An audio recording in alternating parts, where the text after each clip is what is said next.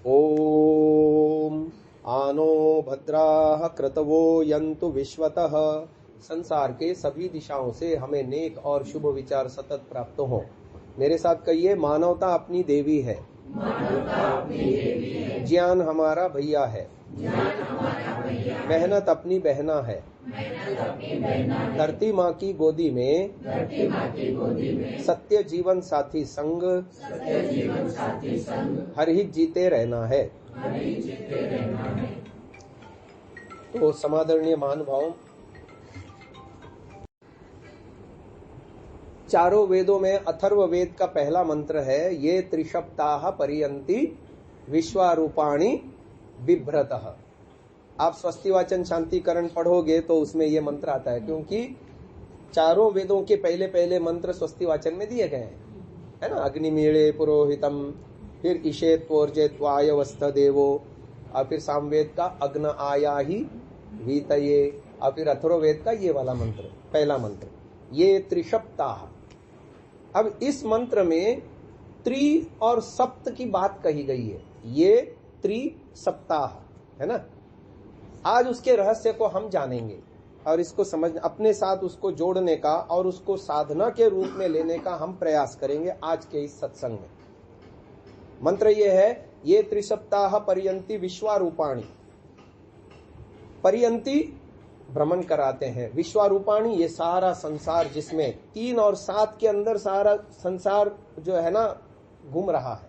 तो ये 7 क्या है, 3 क्या है, पहले 3 को बताते हैं। एक को हम कहते हैं स्थूल, दूसरे को कहते हैं सूक्ष्म, तीसरे को कहते हैं कारण। पर्यायवाची शब्द हैं उसके भू लोक, अंतरिक्ष लोक और तीसरा द्युलोक।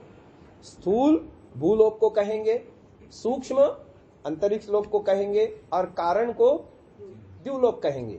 और उसी को सांस्कृतिक भाषा में या वैदिक मंत्रावली की भाषा में हम कहेंगे भू, भुवः, इनको महाव्याहृतियां भी कहते हैं। यही वो 3 है। अब चलो 7 की बात करते हैं। आप संध्या करते हो तो प्राणायाम मंत्र बोलते हो, सबको आता है, एक बार बोलिए, ओम भू, ओम ओम स्वाहा, ओम महा, ओम जना, ओम तपः, ओम सत्य। कितने हो गए? त्रिसप्त। ये 3 और 7 के अंदर ही सारा जगत है। आपने सुना होगा ना, जैसा बाहर है ऐसा अंदर है, जैसा अंदर है वैसा यत् पिंडे तत् ब्रह्मांडे, यत् ब्रह्मांडे तत्। तो ये पिंड के अंदर ही ये 3 और 7 भी है। 7 तो आपको प्राणायाम मंत्र के द्वारा बता दिया हमने, रोज बोलते हो आप, संध्या करते हो, है ना। नित्य अग्निहोत्र करते हो तो संध्या भी तो करते होंगे, करते हैं तो ये मंत्र बोलते हो। पर अभी इसका रिलेशन क्या है अपने आप से, उसका चिंतन नहीं हो पाया होगा। तो मैं आगे बढ़ाता हूं आपके ज्ञान विज्ञान को। देखो 7 का विभाजन है, वो 7 क्या है? ऋषि दयानंद ने अष्टांग योग की व्याख्या सत्यार्थ प्रकाश में करी, वहां पर धारणा में इसको बता दिया, 5 को बता दिया, 2 अंतर्गृहित है। और फिर मार्जन मंत्र में भी इसको बता दिया, स्पष्ट स्थल बता दिए शरीर के अंदर। मार्जन मंत्र में हम बोलते हैं ना, भू पुनातु, अगला मंत्र नेत्रयो हो, अगला मंत्र कंठे, हृदये, नाभ्याम, पादयो हो, है ना। फिर पुनः शिरसी, तो ये स्थल भी बता दिए। तो बिल्कुल स्पष्ट है सारा का सारा। अब देखो, जब हम आरोह क्रम में, साधना 2 चक्रीय होती है, द्विचक्रीय होती है, उसमें एक आरोह क्रम होता है, एक अवरोह क्रम होता है ना। सारे गम पधनी, उसमें भी 7 ही स्वर है, ठीक है ना।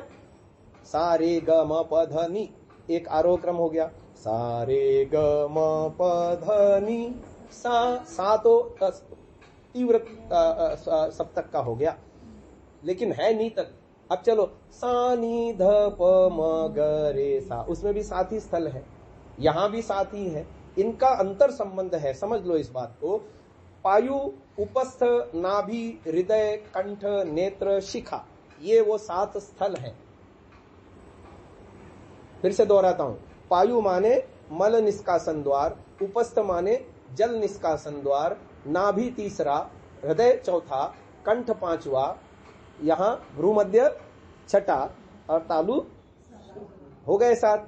और 3 भी मैंने बता दिए, भू भुवः स्वः, इसका पर्यायवाची है स्थूल, सूक्ष्म और भूलोक, अंतरिक्ष लोक और। अब चलो, हमारे अंदर ही ये सब कुछ है। जो सबसे निचले 3 पॉइंट थे वो भूलोक से रिलेटेड है, और जहां भूलोक से रिलेटेड 3 पॉइंट है, अंतरिक्ष लोक से रिलेटेड भी 3 पॉइंट है, और द्युलोक से रिलेटेड भी 3 पॉइंट है, या यूं कहो स्थूल जगत से रिलेटेड 3 पॉइंट है, सूक्ष्म जगत से रिलेटेड 3 पॉइंट है अंतरिक्ष लोक से, और कारण जगत द्युलोक से रिलेटेड 3 पॉइंट है। अब उसका विभाजन कैसे करेंगे देखो, जहां भूलोक स्टार्ट हुआ वो है पायु, फिर उसका सेंटर पॉइंट हुआ उपस्थ, नाभि उसका एंडिंग पॉइंट हुआ भूलोक का, ठीक है। और जहां भूलोक एंड हो रहा है वहीं से अंतरिक्ष लोक शुरू हो रहा है। अंतरिक्ष लोक का स्टार्टिंग पॉइंट है नाभि, सेंटर मिडल पॉइंट है हृदय, और एंडिंग पॉइंट है कंठ, और यहीं से द्युलोक शुरू हुआ। कंठ उसका स्टार्टिंग पॉइंट है, भ्रूमध्य उसका मिडल पॉइंट है, और तालु उसका एंडिंग पॉइंट है। इतना समझ में आया। अब आप कहोगे ये कहां से आप ढूंढ के लाए? वेद से लाए, वेद सब बताता है। नाभ्या आसीत अंतरिक्षम, यजुर्वेद का मंत्र बता रहा हूं। शीर्ष्णो द्यौः समवर्तत, है ना, पद्भ्याम भूमि ही। अब हो गया, प्रमाण भी मिल गया। नाभ्या आसीद अंतरिक्षम शीर्ष्णो द्यौः समवर्तत पद्भ्याम भूमि ही श्रोत्रादिशः तथा लोका अकल्पयन्। तो महानुभाव, ये सारा का सारा ज्ञान विज्ञान ईश्वर हमको दे रहा है वेद के माध्यम से, कि तुम्हारे अस्तित्व में ये 3 भी हैं, ये 7 भी हैं, इनको समझो।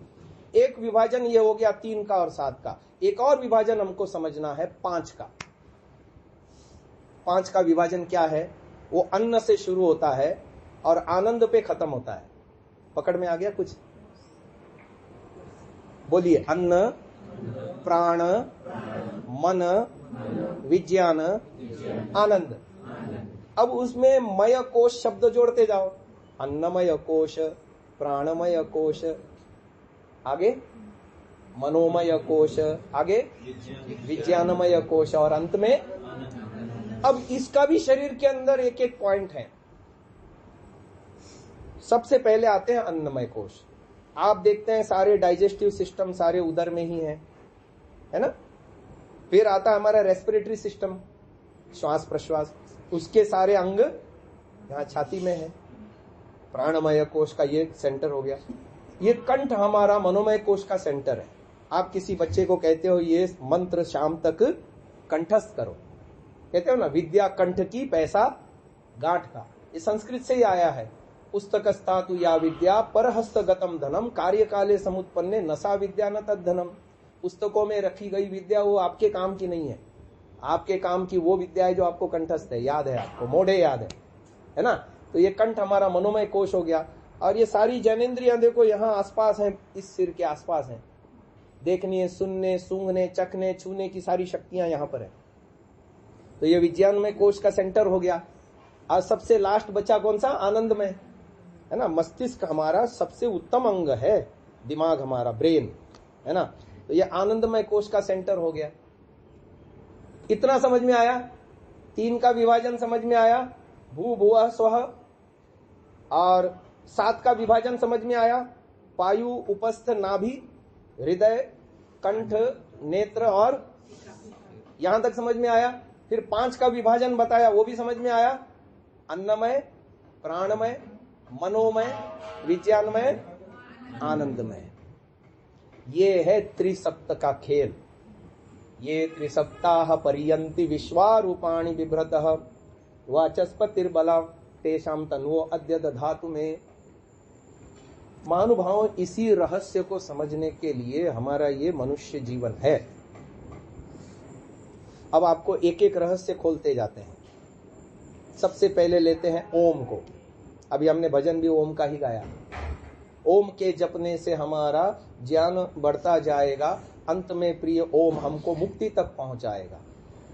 आपको पता है, हम ओम की जब संकल्पना करते हैं तो सर्वव्यापक उसका अर्थ दिमाग में लाते हैं, है ना, और सर्वरक्षक दिमाग में लाते हैं। तो रक्षा कैसे करता है हमको पता नहीं है, मैं बताता हूं आज आपको। ओम में 3 वर्ण हैं, अ, उ और म। ठीक है, इसका एक एक के साथ संबंध है, जो 3 का विभाजन बताया था, स्थूल सूक्ष्म कारण, भू भुवः स्वः, भूलोक अंतरिक्ष लोक दिवलोक। तो अकार का संबंध किससे हुआ? स्थूल से हुआ। तो आप देखो, अकार से ईश्वर के 3 नाम ऋषियों ने बताए उपनिषद का आधार लेकर के। आपको पंचमायज विधि में भी मिलेगा और सत्यार्थ प्रकाश के पहले समुल्लास में भी मिलेगा, संस्कार विधि में भी मिलेगा, तीनों जगह मिलेगा। तो आप देखो, अकार से उन्होंने 3 नाम दिए, विराट, अग्नि, विश्व। ठीक है, उकार से फिर 3 नाम दिए, हिरण्यगर्भ, वायु, तेजस। और मकार से 3 नाम दिए, ईश्वर, आदित्य, प्राज्ञ। एक बार दोहराओगे, अकार से 3 नाम बोलिए, विराट, अग्नि, विश्व। हो गया। अब उकार से 3 नाम बताए, हिरण्यगर्भ, वायु, तेजस। और मकार से 3 नाम बताए, ईश्वर, आदित्य, प्राज्ञ। अब हमारे बॉडी के साथ, हमारे सुषुम्ना के साथ इसका क्या संबंध है? जैसा मैंने बताया, सबसे निचले 3 पॉइंट भूलोक से थे। भू का संबंध अकार से है। तो अकार से आने वाले तीनों नाम इससे गृहीत हो जाएंगे। अच्छा, एक और रहस्य इसके बीच में, इन तीनों नामों में जो अकार, उकार, मकार के जो 3-3 नाम है, उसमें मिडल वाले नाम देख लेना।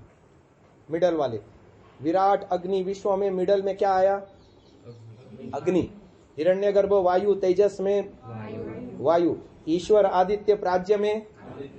कभी आपने संदर्भ जोड़ा? रोज अग्निहोत्र करते हो आप, भूहु अग्नये प्राणाय स्वाहा, अग्नि आ गया वहां। भुवः वायवे अपानाय स्वाहा, वायु आ गया वहां। स्वः आदित्याय व्यानाय स्वाहा। आपको पता है ये प्राण, अपान और व्यान हमारे शरीर के अंदर हैं। भूरिति वै प्राणः, भुवः इति अपानः, स्वः इति व्यानः। अग्नि, वायु और आदित्य रूप में ये सब हमारे अंदर है। कैसे है बताता हूं। अब आप देखिए, जठर अग्नि मंद हो जाए, पचना, हाँ, तो शरीर भी क्या हो जाएगा? सूख जाएगा, है ना। और वायु, प्राण, प्राण निकल गए तो खत्म ही है ना, कुछ नहीं बचा, है ना। प्राण शक्ति, इम्यून सिस्टम जिसको बोलते हैं, वो जिसका जितना मजबूत है, बाहरी रोगों से, बैक्टीरिया, फंगस, वायरस आदि से उसका बचाव होता रहेगा। और ये प्राण शक्ति खत्म हो गई तो खत्म उसका फिर। और फिर बुद्धि, ज्ञान, ज्ञान विज्ञान का स्तर, आदित्य, ये सब हमारे अंदर हैं। हमको इसको पहचानना है और अपने जीवन में काम में लेना है। अब मैं आपको साधना की बात बताता हूं। जैसा मैंने कहा कि साधना क्या है, साधना को बताने वाला एक वेद मंत्र है। मेरे साथ बोलिए थोड़ा थोड़ा। पृथिव्याम अहम उत अंतरिक्षम आरुहम, अंतरिक्षात् दिवम आरुहम, दिवो नाकस्य पृष्ठात् स्वर ज्योतिरगामहम। स्वह माने सुख, आनंद, ज्योति माने आत्म स्वरूप, ज्योति माने प्रकाश, प्रकाश माने ज्ञान, ज्ञान रूपी आत्म प्रकाश, आत्मा का और परमात्मा का प्रकाश। अगाम हम, वहां तक पहुंचना है हमको। तो कैसे पहुंचे? पृथ्वी लोक से ऊपर उठो, अंतरिक्ष लोक पर चढ़ाई करो, अंतरिक्ष लोक पे रुक मत जाओ, अंतरिक्ष लोक से भी ऊपर उठो, द्युलोक पर चढ़ाई करो। दिवो नाकस्य पृष्ठात् स्वः ज्योतिरगाम हम। प्रकृति को भी छोड़ो, आत्म स्वरूप तक उन्नत हो, यानी असंप्रज्ञात समाधि में अपने आप का और ईश्वर का साक्षात्कार करो। ये है साधना। तो पृथ्वी से पहले ऊपर उठना है, अंतरिक्ष लोक पर चढ़ाई करनी है, अंतरिक्ष लोक में भी रुकना नहीं है, वहां से भी ऊपर उठना है, द्युलोक तक ऊपर उठना है। आपको पता है हमारी सारी संस्कृति हमको देव बनाना चाहती है, पर हम देव नहीं बनना चाहते। हम या तो मनुष्य बने रहना चाहते हैं या और नीचे दानव, असुर, है ना। दुनिया में 3 ही कैटेगरी के लोग हैं, तामसिक, राजसिक, सात्विक। सात्विक व्यक्ति देव कहलाते हैं, है ना। जिन घरों में यज्ञ होता है उन घरों में देवताओं का वास होता है। क्यों? क्योंकि वो पहले अग्नि देवता को खिलाते हैं फिर जिमते हैं। अग्नि देवता को जिमा करके यदि उसने अन्न लिया तो समझो उसने पूरे कॉलोनी को जिमा दिया भाई। वो मेडिकेटेड शुद्ध वायु का दान करके फिर खाता है, वो पुण्य ही पुण्य खाता है। और ऐसा व्यक्ति जो यज्ञ न करके खाता है वो पाप ही पाप खाता है, पाप चढ़ता है उसके ऊपर।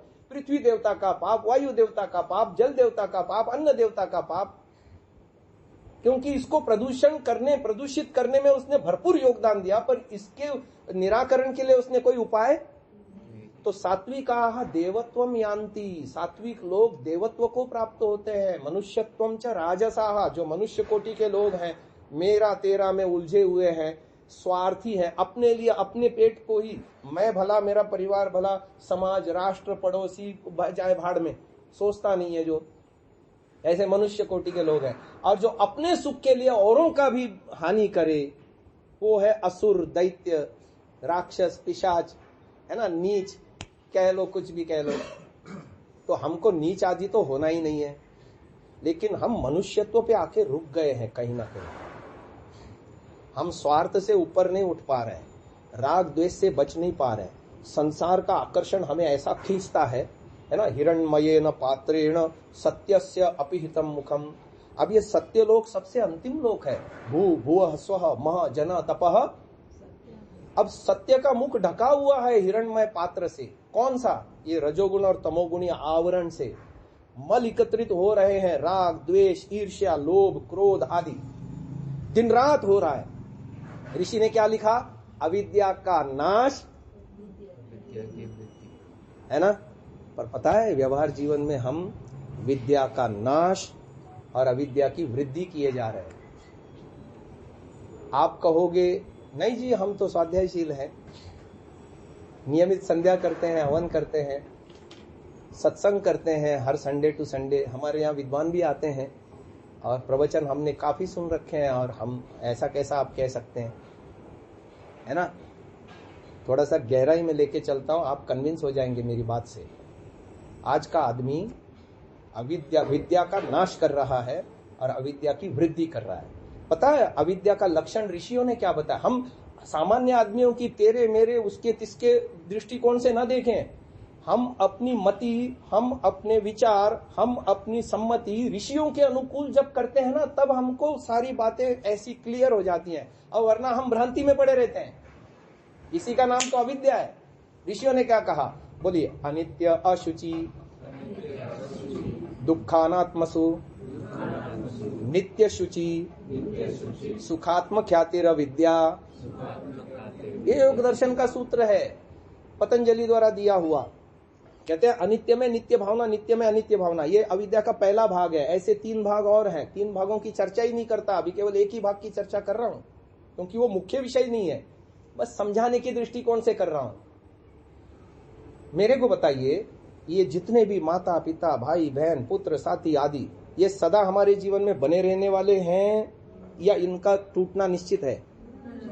हम क्या चाहते हैं, ये टूटे या बने रहें? ऐसी चेष्टा हमारी है। अच्छा ऐसा नहीं है तो देखो, मृत्यु एक घटना है, प्राणों का शरीर से वियुक्त होना, आत्मा का शरीर से प्राणों के साथ निकल जाना। ये घटना मेरे घर में हो या पड़ोसी के घर में हो या उस बिल्डिंग में हो या पड़ोसी राष्ट्र में हो, एक जैसी है ना घटना। भौतिक की दृष्टि से एक जैसी घटना है ना। मेरे घर में पैदा मृत्यु आती है तो मैं क्यों रोता हूं? झटका लगता है ना। वो अविद्या के स्तर के आधार पर लगता है। और मित्र साथी के यहां हो जाए तो वैसा उतना झटका नहीं आता, पर झटका किसी परिचित के यहां हो जाए तो और माइल्ड झटका आएगा, है ना। आज जिसके साथ कोई संबंध नहीं है, आए दिन पेपरों में आता है, उसमें आता है, न्यूज में आता है, आज इतने गिर के मर गए, इतने वो हो गए, इतना बॉम्ब ब्लास्ट हो गया, ये हो गया। और यदि कोई शत्रु मर जाए तो खुशी भी होती है, दुख होने की जगह अब मृत्यु की घटना तो एक जैसी थी। समझो इस बात को, हम अविद्या बढ़ाए जा रहे हैं। अच्छा, यदि विद्या बढ़ाएंगे तो क्या होगा? देखो, आज से आप अपने घर में जितने संबंधी है ना, सबको साथ में बिठा करके रोज एक वाक्य बोला करो तो आपकी विद्या बढ़ेगी, वरना आज तक आप अविद्या ही बढ़ा रहे हैं। स्पष्ट कह रहा हूं मैं, क्योंकि परिणामों से परीक्षा होती है ना। Result, what is the result?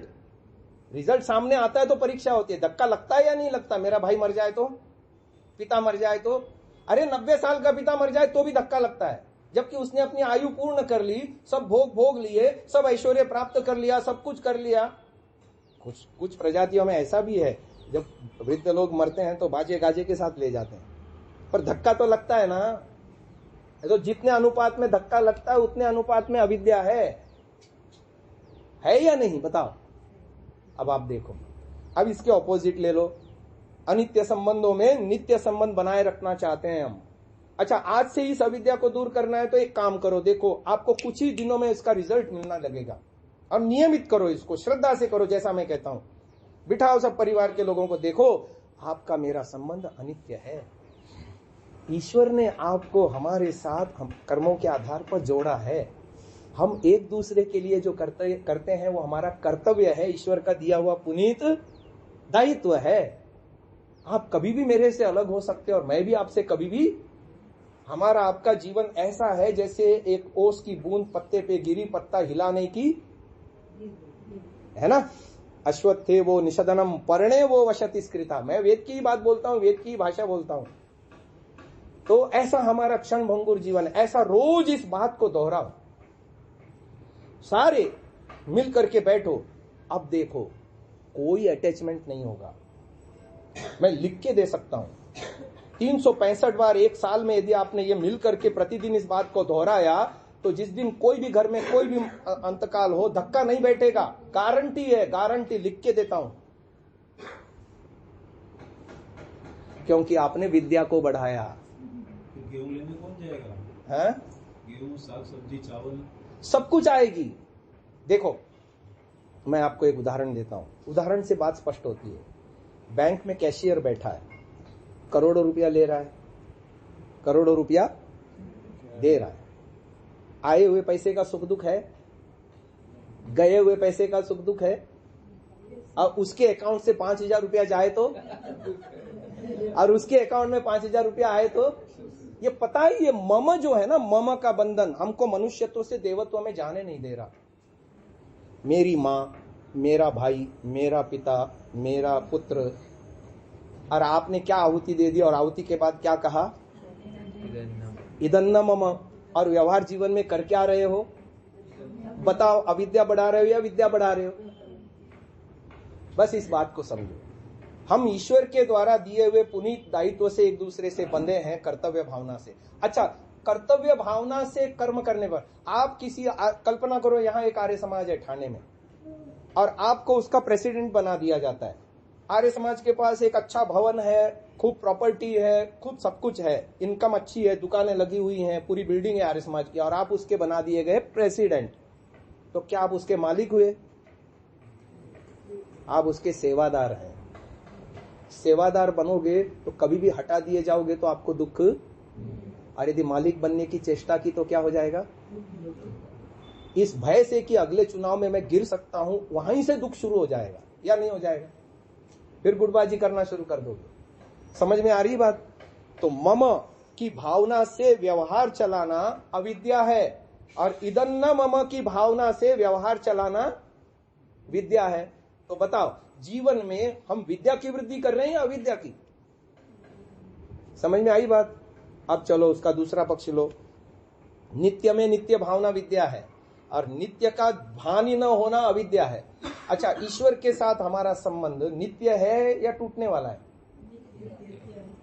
ये समझ में भी आता है ना, पर अभी शाब्दिक रूप में आ रहा है। सच बताऊं, ईश्वर हमारे जीवन में अभी लास्ट प्रायोरिटी है। एग्जाम्पल देख के समझाता हूं, ऐसे नहीं समझ में आता। ये पुरुष महानुभाव है ना। ये मोबाइल एक ऐसी चीज है जो 100% जरूरी है आज की तारीख में। सुबह उठते ही सबसे पहले हम मोबाइल के दर्शन करते हैं, रात को सोते समय मोबाइल देख के फिर सोते हैं, और दिन भर साथ में रहता है। हम कहीं बाहर गए और कहीं छूट गया मोबाइल, और पता चला अरे मोबाइल गया, वापस मिलने तक चैन पड़ेगा?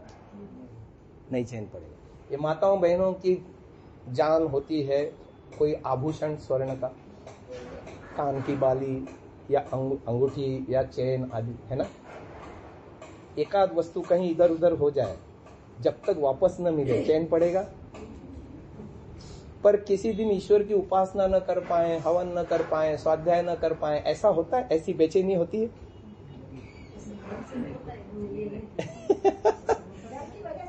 ऊपर ऊपर होता है ना। हाँ,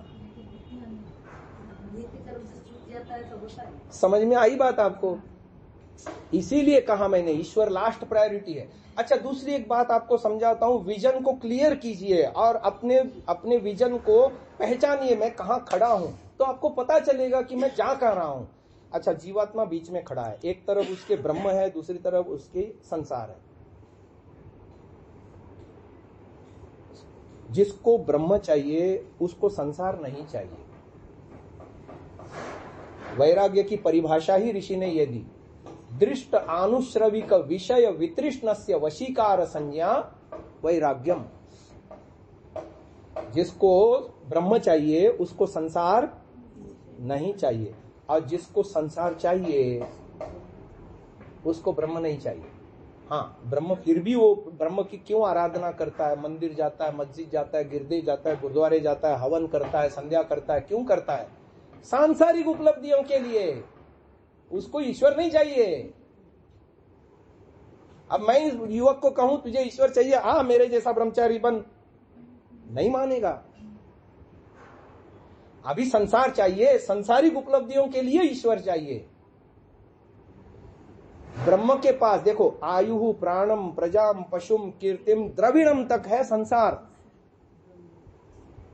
लास्ट है ब्रह्म वर्चस्व। ब्रह्म वर्चस्व की प्राप्ति वाला आदमी संसार में रुचि ही नहीं रखता। वो कहता है ना मैं यश चाहूं, ना मैं वित्त चाहूं, ना मैं मद चाहूं, स्वयं में ब्रह्म का भाव बर जाए, मैं तो ओम गाऊं। उसका जीवन तो ओम के लिए समर्पित हो जाता है। जब संन्यास लेता है आदमी, पुत्रेषणायाश्च लोकेशणायाश्च वित्तेषणायाश्च, वो तीनों ऐषणाएं त्याग करके, स्वामी श्रद्धानंद ने बताते हैं, पहले ही जब वो जो है संन्यास लेने से पहले ही उन्होंने अपनी सारी संपत्ति दान कर दी थी। एक पैतृक घर उनका बचा था तलवन में, जहां उनका जन्म हुआ था, और पिताजी ने उनके नाम किया था। उनके और भी भाई बहन थे, परंतु उनका जन्मस्थली तलवन का घर, उनका बचपन का, उनके नाम, वो एक प्रॉपर्टी बची थी। अब कल संन्यास लेना है, उन्होंने अपने दोनों बेटों को बुलाया, इंद्र विद्या वाचस्पति और हरिश्चंद्र, और उनको पूछते हैं, बेटा कल मैं संन्यास लेना चाहता हूं, एक प्रॉपर्टी बची है, पिता के रूप में दाएं भाग में मुझे आपको कुछ ना कुछ देने का मेरा कर्तव्य है, आप कहो तो आपके नाम कर दूं, और नहीं तो मैं इसको भी सर्वम वै पूर्णम स्वाहा करना चाहता हूं। अरे वाह रे, वो तो श्रद्धानंद तो खूब ग्रेट व्यक्तित्व थे, पर्सनालिटी थी उनकी। उनके बेटे उन्होंने ही तो उत्पन्न किए थे और वही गुरुकुल में पढ़ाया था, वो भी त्याग का महत्व जानते थे। उन्होंने कहा पिताजी आपको जैसा चाहो आप कर दो, हमारी खुशी है, हमको नहीं चाहिए। तब जाकर के दान किया उन्होंने। तो महानुभावों, जिसको ब्रह्म चाहिए उसको संसार, और जिसको संसार चाहिए उसको ब्रह्म नहीं चाहिए, पर ब्रह्म की आराधना वो किस लिए कर रहा है? बात समझ में आ गई? विजन क्लियर हो गया? अब समझो, हम यज्ञ किस भावना से करते हैं कि मुझे समृद्धि मिले, सुख मिले, शांति मिले। हक भी है, शुभ कर्म है, शुभ कर्मों का फल लोक में भी मिलता है, परलोक में भी मिलता है, तो अगला जन्म हमारा और अच्छा हो, यही भावना रहती है ना। यहां बैठे हुए किसी के मन में ऐसा है क्या मुझे अगला जन्म ही नहीं चाहिए?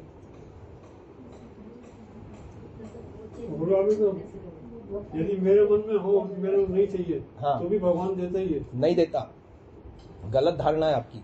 यदि आपके वैसे, जब आपके मन में ये आ जाएगा ना मुझे अगला जन्म ही नहीं चाहिए, तो पता है वो भावना कब आती है? वो भावना तब आती है जब व्यक्ति उस चीज से ऊब जाता है।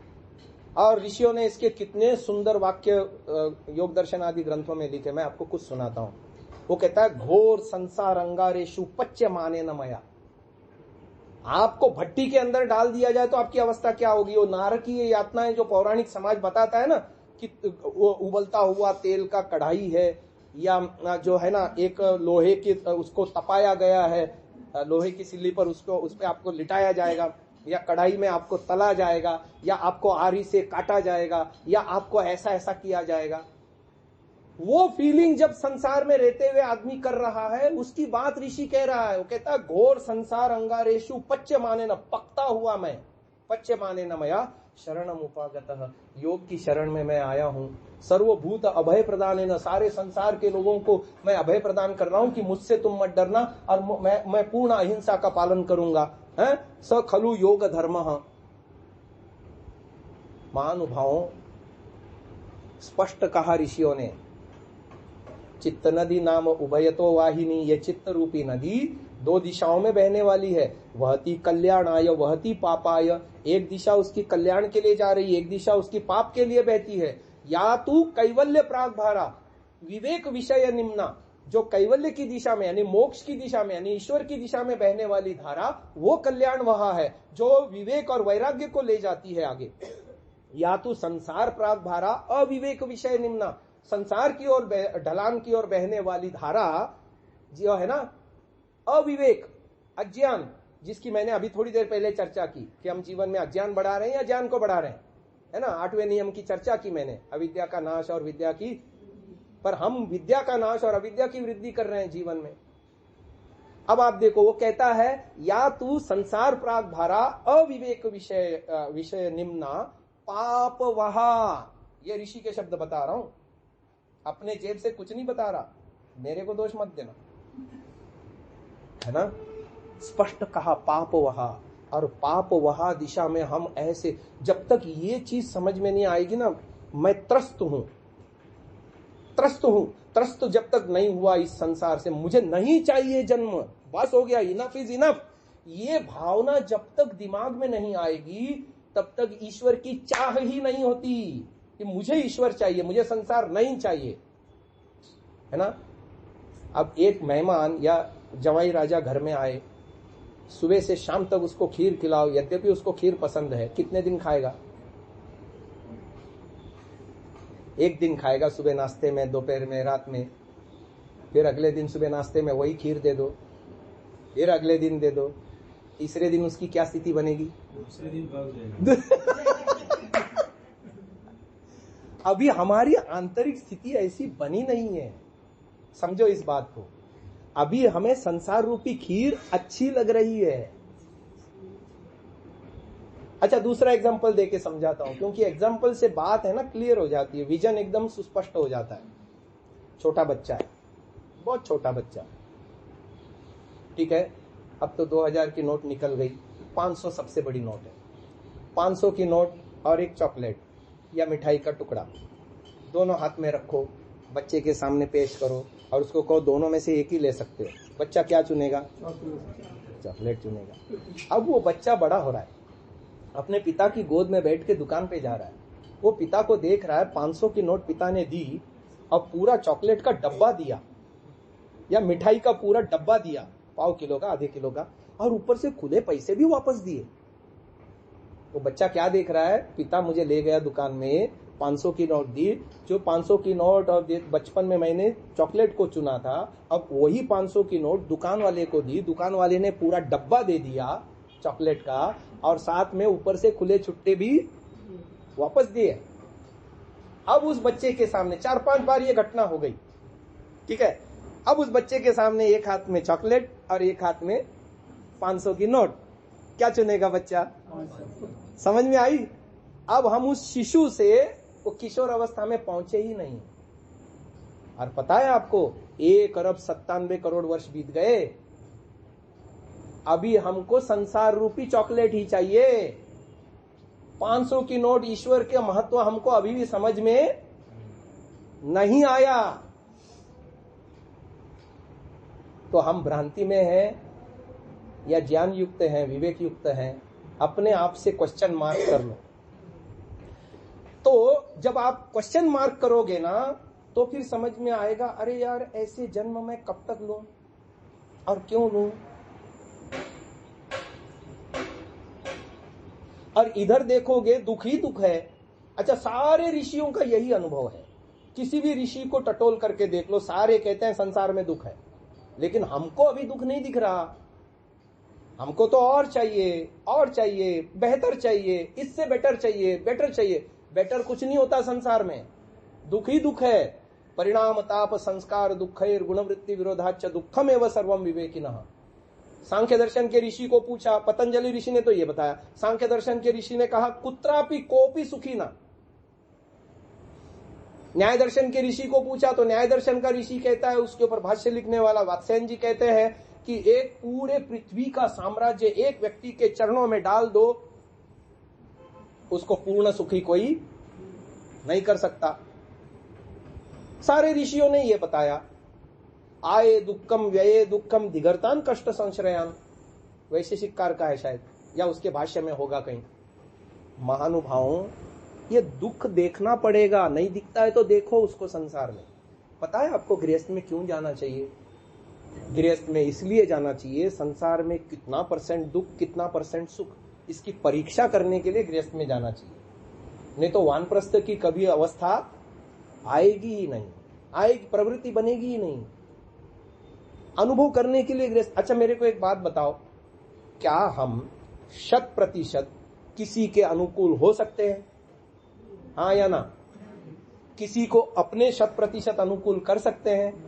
पूरा जीवन इसी चेष्टा में लगा है या नहीं? बताओ कि बेटे मेरे अनुकूल हो जाए, पत्नी मेरे अनुकूल हो जाए, पति मेरे अनुकूल हो जाए, माता पिता मेरे अनुकूल हो जाए, समाज मेरे अनुकूल हो जाए। अविद्या को बढ़ा रहे हैं या विद्या को? देखो, आप इसको अनुभव करो और इसका परीक्षण करो, पता चल जाएगा मैं कहां खड़ा हूं। तो मंत्र ये कहता है, पृथिव्याम अहम उत अंतरिक्षम आरुहम अंतरिक्षात दिवम आरुहम दिवो न कस्य पृष्ठात स्वर ज्योतिरगाम। हम आत्मचेतना को भूल करके संसार रूपी प्रवाह में बहे जा रहे। अच्छा, दो स्थितियां हैं, मेरे को बताओ। एक लकड़ी है, वो प्रवाह में बहती है नदी में, लकड़ी में चेतना नहीं है इसलिए वो बहती है, ठीक है। ऐसा ही एक आदमी है, वो भी बहे जा रहा है तीव्र प्रवाह में, पर वो चेतन है। जब उसको ये पता है कि आगे बहुत बड़ी खाई है और यदि मैं उसमें से गिरूंगा तो मेरी हड्डी पसली नहीं बचेगी, तो वो क्या करेगा? वो बहे जाएगा या प्रयत्न करके किनारा पकड़ने का प्रयास करेगा? समझ में आ रही बात? हम संसार रूपी नदी में बहे जा रहे हैं जड़ लकड़ी की तरह। बाहर उठने का हमारा साहस ही नहीं है, प्रयास ही नहीं। पहले तो ज्ञान विज्ञान नहीं है, विवेक की स्थिति नहीं बन रही है आंतरिक दृष्टि से, बाकी सारी चीजों का विवेक है हमको। अच्छा एक बात बताता हूं आपको, अब ये भूलोक से अंतरिक्ष लोक पे आरूढ़ होना क्या है, अंतरिक्ष लोक से द्यूलोक में आरूढ़ होना क्या है, उसको भी समझिए। अच्छा, व्यवहार जीवन में, भूलोक में, बाह्य जीवन में हम कितने सफाई पसंद हैं? सुबह उठते ही स्नान करते हैं, ब्रश करते हैं, नहाते हैं, है ना, शौच जाते हैं, हाथ धोते हैं, सब चीजें हमको साफ सुथरी चाहिए। बिस्तर साफ सुथरा चाहिए, घर साफ सुथरा चाहिए, कपड़े साफ सुथरे चाहिए, मकान, सब पर्यावरण सब बढ़िया चाहिए हमको, है ना। खाने पीने में भी हम साफ सफाई का ध्यान रखते हैं। हाथ खाते खाते हाथ से कोई चीज नीचे गिर जाए तो उठा के उसको, क्योंकि अब वो क्या हो गया, धूल दूसरित हो गया, मलिन हो गया। तो बाह्य जीवन में कितने सफाई पसंद है, होना भी चाहिए। यम नियमों में पहला नियम है शौच, होना भी चाहिए। लेकिन इससे कई गुना ज्यादा आंतरिक शौच की अपेक्षा है हमारे जीवन में। तो आंतरिक शुचिता के लिए हम कितने सजग हैं? पता है आपको, झूठ बोलने से अंदर कीचड़ होता है। काम, क्रोध, लोभ, मोह, ईर्ष्या, द्वेष, मेरी चीज को मेरा कहने से भी कीचड़ होता है। इसको राग कहते हैं। राग बुरा है, अटैचमेंट। मैंने अपनी मेहनत से कमाया, फिर भी मैं उसको अपना नहीं कह सकता, मालूम? कंडीशन अप्लाइड, तेन त्यक्तेन। अब कंडीशन अप्लाइड थी, अब तुमने क्या करा? मैंने तो अपनी मेहनत से कमाया है और धर्मपूर्वक कमाया है। पता है आपको, आप उसको अपना नहीं कह सकते, आपका है ही नहीं। मुकेश का बेटा आकाश मर जाएगा तो कितना ले जाएगा? फूटी कौड़ी नहीं ले जा सकता। तुम्हारा है तो ले जाओ भाई। और उसका पिता भी उसको ट्रांसफर नहीं कर सकता अगले जन्म में। अभी दुनिया की ऐसी कोई पद्धति विकसित नहीं हुई है कि पुनर्जन्म में पिता अपने बेटे का दाएं भाग जो है ना संप्रेषित कर दे, या है ऐसी कोई पद्धति? कोई पद्धति नहीं है, तो तुम्हारा कुछ भी नहीं है। अब देखो हम क्या करते हैं, आंतरिक सूचिता के मामले में बाह्य सूचिता के संदर्भ से बिल्कुल विपरीत आचरण करते हैं, पूरा शीर्षासन है। प्रयत्न पूर्वक राग, द्वेष, ईर्ष्या, लोभ, क्रोध, आलस्य, प्रमाद, अनुशासनहीनता, बड़ों का अनादर, राष्ट्र के विपरीत काम आदि सब हमारे अंदर भरे जा रहे हैं भाव, और ठूस ठूस के भरे जा रहे हैं। थोड़े थोड़े प्रयोजनों के लिए हम झूठ बोलते हैं, प्रलोभनों में आते हैं, लोभ करते हैं, ईर्ष्या, दूसरे की उन्नति देख करके खुश नहीं होते हैं, ईर्ष्या करते हैं, और न जाने क्या क्या। और ये सारा, अब देखो मैं आपको एक प्रश्न पूछता हूं, सोचिए आप इसके ऊपर। पृथिव्याम अहमूत अंतरिक्षम आरूढ़ की बात कर रहा हूं मैं। अंतरिक्ष पे कैसे आरूढ़ होना है? ऐसे आरूढ़ होना है। जितनी सफाई के लिए हम बाहरी जीवन में जागरूक हैं, उतनी ही सफाई हमारे आंतरिक जीवन के लिए भी हमको करना चाहिए या नहीं करना चाहिए? बहुत जरूरी है ना। लेकिन प्रयत्न पूर्वक उसको गंदा किए जा रहे हैं। पैसा लगा करके टेलीविजन खरीदा है, सब्सक्रिप्शन भरते हैं, बिजली का खर्चा भी भरते हैं, तिहरा पैसा खर्चा करके इनपुट में क्या जा रहा है? गार्बेज जा रहा है या गॉड जा रहा है? तो गार्बेज इन गार्बेज आउट, डाल कचरा निकाल कचरा, है ना। टेलीविजन के माध्यम से, व्हाट्सएप के माध्यम से, फेसबुक के माध्यम से, इंटरनेट के अन्य सारे नेटफ्लिक्स आदि दुनिया भर के आज प्रयोग कर किए जा रहे हैं। इसके माध्यम से कचरा ही कचरा, कचरा ही कचरा मानव अस्तित्व में जा रहा है या नहीं जा रहा है ना। कुत्ता यदि टीवी देखो तो उसको कोई हानि नहीं है, हाँ, जब तक दूसरा कुत्ता ना दिखे। अंदर कुत्ता दिखेगा तो भौंकेगा ना। कुत्ते को कभी आईने के सामने लाके खड़ा कर दो, अपनी तस्वीर देख करके उसको लगता है कोई दूसरा कुत्ता है और उसको भौंकना शुरू कर देता है। और जब तक दूसरा कुत्ता नहीं दिखेगा वो भौंकेगा नहीं। कुत्ते के ऊपर कोई असर नहीं है टीवी का, बिल्ली के ऊपर कोई असर नहीं है, चूहे के ऊपर असर नहीं है, असर हम पे है। और हम प्रयत्न करके तिहरा पैसा खर्चा करके अपने अंतस को गंदा कर रहे हैं, मतलब हम नीचे गिर रहे हैं। और वेद क्या कहता है? उत्क्रामातः, हे पुरुष तू ऊपर उठ, पृथ्वी से ऊपर उठ, अंतरिक्ष लोक पे आ, अंतरिक्ष लोक की सफाई कर, तुझे दिव्य लोक दिख जाएगा। सब कुछ है तेरे अंदर सब कुछ है। आत्मा स्वभावतः पवित्र है। ईश्वर ने मन को, बुद्धि को सात्विक बनाया है, पर उसको सात्विक हम रहने नहीं देते, अंतरिक्ष लोक को गंदला करते हैं। इसीलिए कहा भुवः वायवे अपानाय स्वाहा। अपान वायु शरीर में रुक जाए तो कष्ट होता है ना, और वो निकल जाए तो आहा रिलीफ मिलती है। ठीक है, ऐसे ही अपान माने गंदगी, अपशेष, फिर चाहे मल रूप में हो, मूत्र रूप में हो, वायु रूप में हो, या और किसी रूप में हो, वैचारिक धरातल पर हो, वो गंदगी जब तक अंदर है, ईश्वर का कितना ही नाम जपो, माला जपो, हवन करो, दान करो, कुछ भी करो, कुछ होने वाला नहीं है, प्रगति नहीं होने वाली है। तो फिर अंतरिक्ष लोक से द्युलोक पर मैं आरूढ़ हूं, है ना। और मैं अपने स्वर ज्योति रगामहम, आपो ज्योति ही रसः अमृतम ब्रह्म भूर्भुवः स्वः ओम स्वाहा। यही तो मंत्र बोलते हो ना। अब इसको अपने जीवन में लागू करना है। स्थूल व्यवहार जीवन में कैसे जीना, गायत्री मंत्र का पहला चरण बताता है। बोलिए तत्सवितुर्वरेण्यम। वरेण्यम क्या है? वरेण्यम शब्द बना है व्रीवरणे धातु से। सविता परमात्मा को क्यों कहते हैं? क्योंकि उसने सृष्टि बनाई। अब सवाल यह है, ईश्वर ने अपने में से सृष्टि बनाई, जैसे ईसाई लोग मानते हैं या मुस्लिम लोग मानते हैं। मुस्लिम लोग कहते हैं कुन कह दिया और सृष्टि बन गई, कुछ नहीं था, ईश्वर ने अपने में से सृष्टि बनाई। ईसाई लोग भी यही मानते हैं ना, 7 दिन तक उसने सृष्टि की रचना की और 8वें दिन उसने विश्राम किया, ऐसा मानते हैं। तो ईश्वर ने अपने में से सृष्टि बनाई या पृथक वर्तमान प्रकृति से बनाई? प्रकृति उपादान से सृष्टि बनाई, यानी the raw material of the universe is different from God. God himself is निमित्त कारण एंड नॉट उपादान कारण। उपादान कारण मैटर, जिससे हम वस्तु बनाते हैं, जैसे आटे से रोटी, कपास से कपड़ा, है ना, मिट्टी से घड़ा, ठीक है। और बनाने वाला निमित्त कारण होता है, जैसे कुम्हार, है ना, रोटी बनाने वाली माँ, है ना। घड़ा बनाने वाला कुम्हार आदि। तो ईश्वर निमित्त कारण है, और उसको सविता इसलिए कहते हैं क्योंकि उसने पृथक वर्तमान प्रकृति से ये संसार बनाया। संसार बनाया इसलिए ईश्वर को सविता कहते हैं। तो ये संसार है त्रिगुणात्मक। तो वरेण्यम, वरेण्यम, आपको पता है आपकी क्या विशेषता है इस दुनिया में अन्य प्राणियों से? यही वरेण्यम। चयन हक केवल मानव के पास है। हम मानवों के पास चुनने की एक विशेषता है। कर्म स्वातंत्र कह दो उसको, कर्म स्वतंत्रता, कर्मों को चुनने की क्षमता न बिल्ली में है, न घोड़े में है, न गाय में है, न मक्खी में है, न पशु पक्षी कीट पतंग किसी में नहीं है। उनके लिए परमात्मा ने भोग नियत कर दिए हैं, फिक्स्ड उनके दिमाग में। वो वही चीज खाएंगे, वही चीज पिएंगे, उतना ही जीवन जिएंगे। वो अपने निर्धारित दायरे से बाहर नहीं निकल सकते।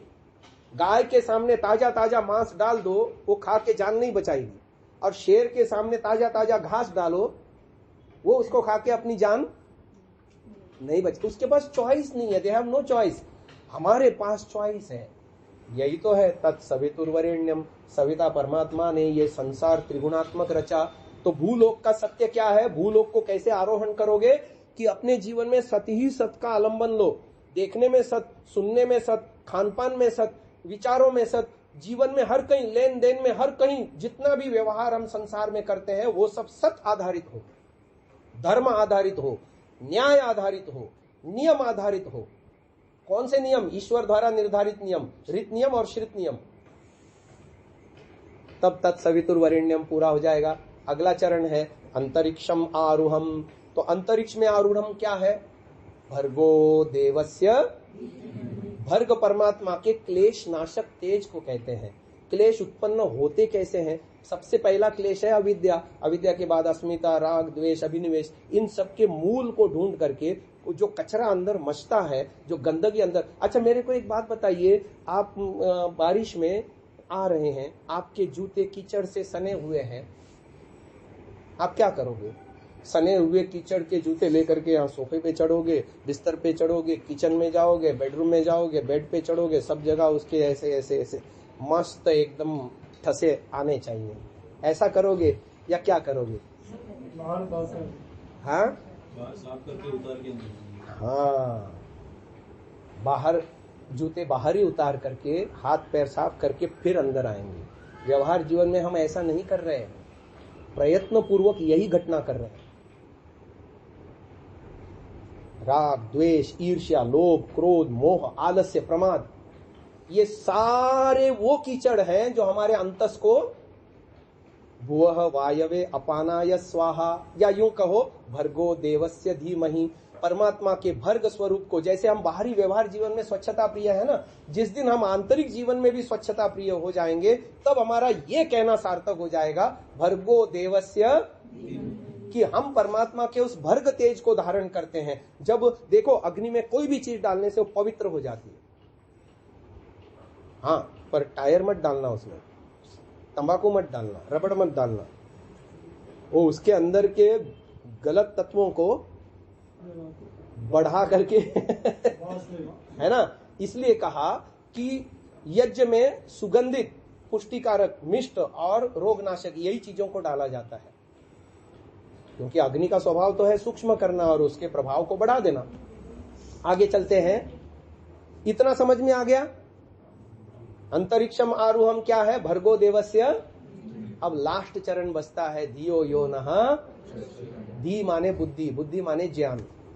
हम अपने ज्ञान को, क्योंकि ज्ञान से ही मुक्ति होती है, अज्ञान से बंधन होता है। अपने आप को बंधन से मुक्त करना चाहते हो तो प्रतिदिन ईश्वर उपासना करो। हमारे जीवन में जो कमियां होती है ना, 3 प्रकार से आती है। बोलिए, मल, आवरण, विक्षेप। और इनके निवारण के लिए 3 उपाय बताए। बोलिए, तप, स्वाध्याय, ईश्वर प्रणिधान। तो ये तीनों चीजों से हम बंधनों से मुक्त होने की दिशा में ऊपर चलेंगे। तो ये हमारा द्युलोक है। तो हम देव बने। सात्विका देवत्वम यान्ति। व्यवहार जीवन में हम सती सत का आलंबन कर रहे हैं, तत्सवितुर्वरेण्यम बता दिया मैंने। अंतरिक्ष लोक में जितना कचरा है, जन्म जन्मांतर के कुसंस्कार हम लेके आए हैं, तप और स्वाध्याय के माध्यम से उसको दूर हटाने के लिए चेष्टा रोज करते जाएंगे। अंदर की सफाई, उसी के लिए ईश्वर उपासना, उसी के लिए हवन, यज्ञ, प्राणायाम, जप, तप, ये सारे साधन उसी के लिए है कि हमारा अंतस शुद्ध हो जाए, हमको ये दिखने लग जाए कि संसार में दुख ही दुख भरा है। हाँ, इसका मतलब ये नहीं है कि हम अपने कर्तव्यों को भूल जाए। कर्तव्यों को तो पूरा करना ही है, दायित्वों को निभाना ही है, और वो जीवन सहज होता चला जाएगा। ईश्वर के दिए हुए दायित्वों को छोड़ने का नाम वैराग्य नहीं है। कर्तव्यों को निभाते हुए उसमें आसक्त न होने का नाम वैराग्य है। मैं और मेरेपन का चिपकाव छोड़ने की बात है। कोई आपसे न दुकान छीन रहा है, न मकान छीन रहा है, न रिश्तेदार छीन रहा है, न आपकी प्रॉपर्टी छीन रहा है। आपको मन से उसके साथ हुआ अटैचमेंट खुद ही डिटैच होना है, और वो व्यवहार जीवन में पदे पदे आप देख सकते हो, है ना।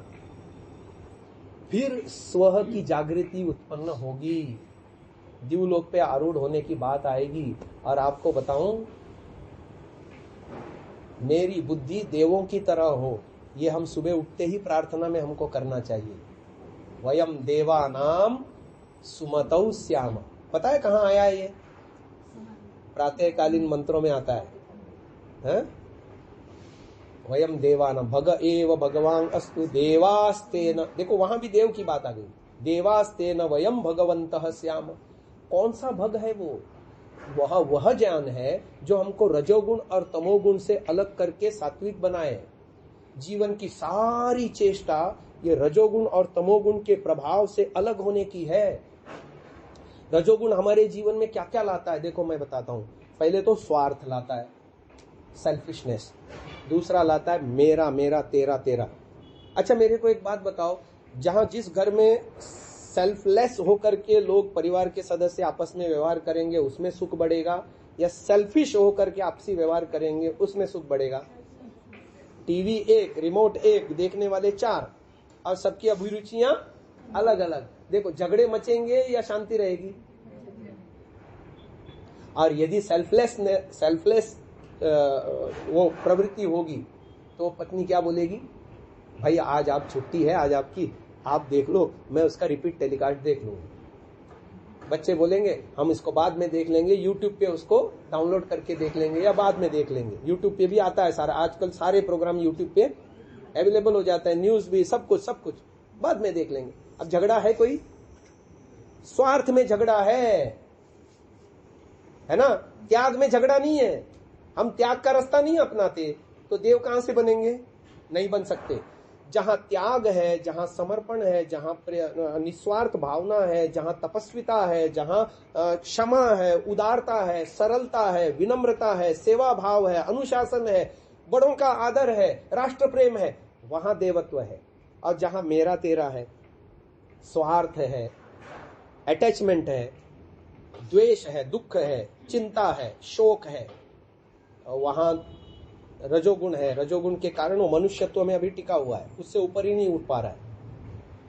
और फिर अति स्वार्थी बन गया, अति लोभी बन गया, अति मोही बन गया, अति नशा वगैरह गया उसका जीवन। वो तो अभी उसका अगला जन्म वो मनुष्य का भी नहीं मिलना चाहिए, उसकी वो तैयारी कर रहा है। हाँ, तमस प्रधान हो गया जीवन। तो महानुभाव लगभग 1 घंटा होने आया। हाँ, 3 मिनट बाकी है। हमने आपको इतनी सारी बातें बताई।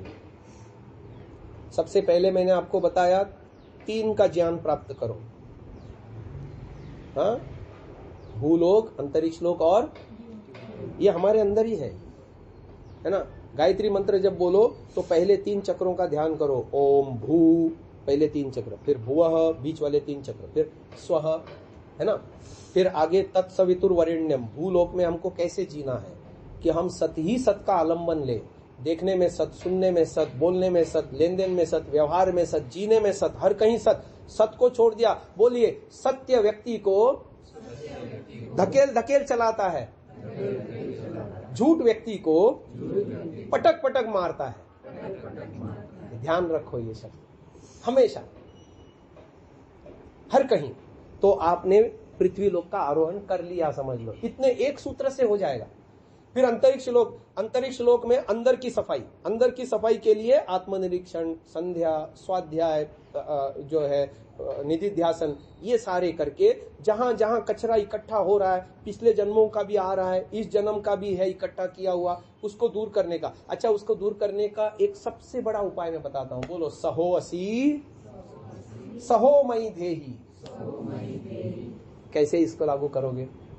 जो बीज हम काम में लेते हैं उसका फिर से वृक्ष बन जाता है, और वो बीज वैसे के वैसे रखो। आप किसानी के लोग हैं, आप में से कई लोग, बीज वैसे के वैसे रखो, क्या हो जाएंगे? कालांतर में सड़ जाएगा, खराब हो जाएगा। तो हमको क्या करना है? ये राग, द्वेष, ईर्ष्या आदि के जो बीज पीछे से लेके आए हैं ना, काम में लेंगे तो हमारी हानि है, और काम में नहीं लेंगे तो फायदा ही फायदा है। घटना ऐसी घट रही है कि मुझे क्रोध आ जाए, और मैंने यदि कंट्रोल कर लिया और क्रोध नहीं किया, तो पीछे से जो बीज आ रहा था वो अंकुरित, पुष्पित, पल्लवित, और वो जल के खत्म हो जाएगा। और यदि मैंने उसको काम में लिया तो वो एक और बीज पैदा करेगा, क्योंकि वृक्ष पैदा होता है तो उसका फल भी आता है, फल आता है तो वो बीज भी छोड़ता है, बीज होता है, एक दो नहीं छोड़ता।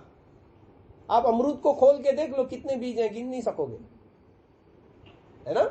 और हर एक में अंकुरण क्षमता है या नहीं? अब आप देख लो। तो सहोसी सहोमय, हम कभी इन मंत्रों की भी मैं व्याख्या करूंगा। वैसे तो 2 साल हो गए मेरे को आके, दूसरी बार आया हूं मैं यहां, है ना? महीने में 1 आध तो प्रवचन होना चाहिए ना इस स्तर का। चलो कोई बात नहीं। तो हमको बीज नहीं बनने देना है, नया बीज नहीं बनने देना है, उसको अंकुरण होने नहीं देना है। तो सहोसी सहोमयी धेहि, शम माने अंतःकरण में उठने वाली बुरी बुरी बातों का शमन करना, दम माने खोटे मार्ग में विचरने वाली इंद्रियों को रोकना। ये शम और दम सहोसी सहोमयी धेहि के माध्यम से हम उसको काम में नहीं लेंगे तो वो बीज धीरे धीरे धीरे धीरे क्या हो जाएंगे? सड़ जाएंगे, खत्म हो जाएंगे।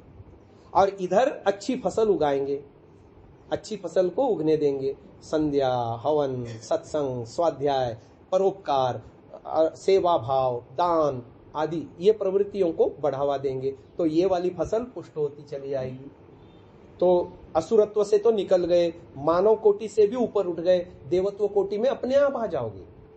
भग प्रणेतर भग सत्यराधो भगे माम धियम उदवाद दन्नः भग प्रणो जनय गोभिरश्वैहि भग प्रनृभिः नृबंत। मैं संसार में जितने अच्छे श्रेष्ठ लोग हैं उन सब में टॉप पे मैं जाऊं, ये अपना लक्ष्य बनाओ। अभी हम विराट कोहली का एक वो देख रहे थे, कंसिस्टेंसी की बात बता रहा था ना, विवेक बिंद्रा का भी आया है, लेटेस्ट वीडियो आया है, देख लेना। तो वो उसकी कंसिस्टेंसी की बात बता रहा था। तो कंसिस्टेंटली हम यदि सत ही सत का आलंबन करेंगे, अंदर से कचरा निकालने के लिए उसकी तटस्थता यानी सहोसी सहोमयी धेहि, मैं नहीं राग करूंगा, नहीं द्वेष में फंसूंगा, नहीं लोभ करूंगा, नहीं ईर्ष्या करूंगा, नहीं आलस्य करूंगा, नहीं प्रमाद करूंगा, और जहां जहां आते हैं उसके वो सारे लूप होल्स बंद कर दो, प्रवाह बंद कर दो, क्या हो जाएगा? अपने आप देवत्व को प्राप्त करेंगे। ये है धियो यो नः प्रचोदयात्। हे परमात्मा, तेरे ज्ञान के अनुकूल हम अपना ज्ञान बनाएं, फिर उसी ज्ञान के अनुकूल हम कर्म करें, उसी ज्ञान के अनुकूल हम उपासना भी करें और तुझ तक पहुंचें। आज के लिए इतना ही। ओम।